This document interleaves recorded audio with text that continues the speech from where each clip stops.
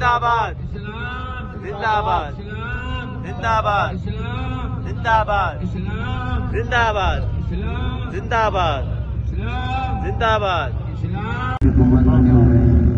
ग़ज़वे बदर,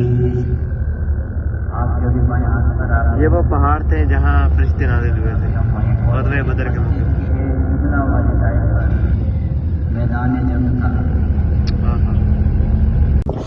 ये ग़ज़वे बदर का मैदान है जहाँ पर कुफ़ार और मुसलमानों की आमने सामने जंग हुई थी।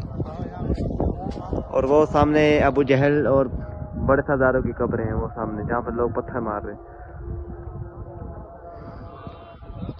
और ये पहाड़ था कुफ़ार का, ये जो ऊपर नजर आ रहा है, यहाँ पर वो खड़े हुए थे, उनका जो लश्कर था।